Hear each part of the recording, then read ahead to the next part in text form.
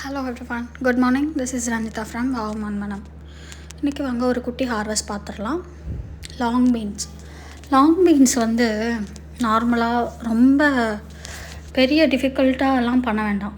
நார்மலாக அது வந்து கொஞ்சம் நீளமாக கட் பண்ணி ஹாஃப் குக்குடு வெறும் கடுகு உளுத்தம்பருப்பு போட்டு தாளித்து ஒரு 2 வத்தல் கிள்ளி போட்டு தாளித்து அது கொஞ்சம் நீளமாக கட் பண்ணி லைட்டாக பாதி வெந்தும் வேகாமையும் அது மேலே லைட்டாக இட்லி பொடி வீட்டில் இருந்துச்சுன்னா அதை தூவி விட்டு எடுத்திங்கன்னா போதும். அவ்வளோ சூப்பராக இருக்குது சாப்பிட்றதுக்கு.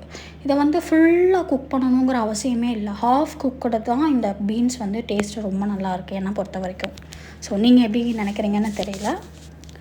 ஸோ எனக்கு வந்து ஹாஃப் குக்கடு அந்த ஸ்டர் ஃப்ரைட் வெஜிடபிள் வந்து லாங் பீனில் பண்ணுறது ரொம்ப நல்லாயிருக்கு. ஸோ இருக்கிற லாங் பீன்லாம் ஆனால் அதே மாதிரி ஃப்ரெஷ்ஷாக இருக்கணும். லைட்டாக காஞ்சிருந்தால் கூட அந்த மாதிரி பண்ணால் நல்லா இருக்காது. ஃப்ரெஷ்ஷாக நல்ல க்ரீனிஷாக இருக்கிறப்போ பண்ணால் சூப்பராக இருக்குது டேஸ்ட்டு. ஃபுல்லாக குக் பண்ணுறதை காட்டிலும் ஹாஃப் குக்கடை வந்து அவ்வளோ ஒரு உடம்புக்கும் நல்லது, அதே நேரத்தில் டேஸ்ட்டும் நல்லாயிருக்கு. ஸோ இதை வந்து லாங் பீனில் நீங்கள் ட்ரை பண்ணி பாருங்கள். நம்ம இருக்கிற லாங் பீன் எல்லாத்தையுமே ஓரளவுக்கு பறித்து எடுத்தாச்சு. ஸோ அந்த மாதிரி தான் நான் இனிமேல் டிசைட் பண்ணியிருக்கேன். நல்லா குக் பண்ணுறதை காட்டிலும் இந்த மாதிரி பண்ணால் வீட்லேயும் சீக்கிரமும் காலி ஆகிடுது, நல்லாவும் சாப்பிட்றாங்க. ஸோ அதனால் இருக்கிற லாங் பீன்ஸ் எல்லாம் நான் எடுத்துக்கிட்டேன். இதுவே ஒரு பொரியலுக்கு தாராளமாக வரும். ஸோ அதுக்கப்புறம் தக்காளி பறிக்கலாமா, குண்டு தக்காளி நல்லா வளர்ந்துருக்கு. அதான் தக்காளி எல்லாமே ஒரு இடத்துல நான் ஆர்கனைஸ் பண்ணி வச்சுருக்கேன். அப்படி இல்லாமல் சில மற்ற க்ரோ பேக்ஸில் வளர்கிற தக்காளி வந்து இருக்குது. இது நல்லா, இது ஒரு பழமே வந்து நல்லா 100 கிராம் இருக்கும் போல், அவ்வளோ நல்லாயிருக்கு. ஸோ அப்புறம் இருக்கிற மற்ற தக்காளி பழங்கள் எல்லாம் பறிச்சுக்கலாம். எல்லா காயும் பறிக்கிறப்பையும் சந்தோஷமாக தான் இருக்குது. ஆனால் இந்த தக்காளி பறிக்கிறப்போ இருக்கிற ஒரு சந்தோஷம், அதுவும் அது ஒரு ரெட் கலரில் நல்லா குண்டாக இருக்கிறப்போ, முக்கியமாக நாட்டு தக்காளிலாம் பறிக்கிறப்ப சந்தோஷத்தை சொல்கிறதுக்கு வார்த்தைகளே கிடையாது. தக்காளி is my favourite compare to all. So அதுக்கு தான் ஃபஸ்ட்டு ப்ளேஸ் நம்மளோட மனசுலேயும் சரி, மாடி தோட்டத்துலேயும் சரி. ஸோ அதுக்கப்புறம் செரி டொமேட்டோஸையும் நம்ம பறிச்சுக்கலாம். செரி டொமேட்டோஸ் வந்து செடியிலே பழுத்தா தான் ரெட் ஆகுது. இப்போ எல்லோ கலரில் இருக்கிறப்ப நம்ம பறிச்சிட்டோன்னா அது எல்லோவாகவே தான் இருக்குது. ரெட்டாக வந்து அது மாற மாட்டேங்குது. தக்காளிலாம் பார்த்திங்கன்னா ரெட்டாக மாறும். பறித்து வச்சுட்டு மேபி நான் வெளியில் வச்சு பார்க்கல, இதுக்கப்புறம் வெளியில் வச்சு பார்க்கணுன்னு நினச்சிருக்கேன்.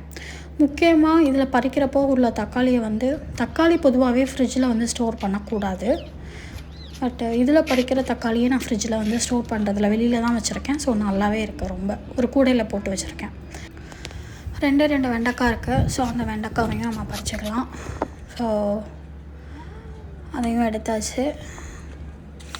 அதுக்கப்புறம் வேறு எந்த வெண்டைக்காயும் இல்லை, நல்லா பார்த்தாச்சு. ஸோ 3 வெண்டைக்காய் இருக்குது, அதை பறித்து எடுத்துகிட்டு அதுக்கப்புறம் அவரைக்காய் இருக்குது. ஸோ அவரைக்காவையும் கொஞ்சம் பறிச்சுக்கலாம். கொஞ்சம் விதைக்கி விட்டு அதை எடுத்துக்கிட்டேன். அதே மாதிரி பறிக்கிறதையும் பறிச்சாச்சு. அவரைக்காய் நிறையா இருக்குது, சொல்கிறதுக்கு வார்த்தையே கிடையாது, அவ்வளோ அவரைக்காய் இருக்குது. இப்போ வருது கொஞ்சம், இப்போ தான் கொஞ்சம் லைட்டாக ஊஞ்சிருக்கு. இதையே ஒரு 4-5 நாள் விட்டுட்டு பறிச்சிங்கன்னா இதுவுமே ஒரு 1/2 கிலோ அப்படி வரும். அந்த மாதிரி தான் அவரைக்காய் வருது.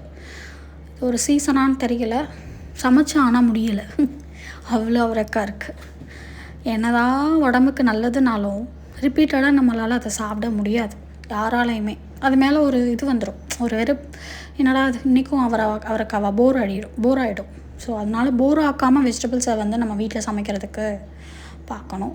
அப்புறம் இருக்கிற பிங்க் அவரை, இது வந்து பிங்க் அவரை வந்து கோழி அவரைன்னு சொல்லுவாங்க, கொடி அவரைன்னு சொல்லுவாங்க. ஸோ இதுவுமே இப்போ கொஞ்சம் வளருது நல்லாவே. ஸோ அதையுமே நம்ம எடுத்துக்கலாம். ஸோ அது டேஸ்ட்டு தனியாக நான் இது வரைக்கும் அதை சமைக்கலை. ஸோ சமைச்சிட்டு அதோட ஸ்பெசிஃபிக்காக அதோட டேஸ்ட் எப்படி இருக்குங்கிறத நான் உங்கள்கிட்ட ஷேர் பண்ணுறேன். அவ்வளோதான். இருக்கிற காய்கள் எல்லாத்தையுமே நம்ம பறிச்சாச்சு. நம்ம மேடம் அதை ஆர்கனைஸ் பண்ணிகிட்ருக்காங்க. So happy gardening. தேங்க்யூ.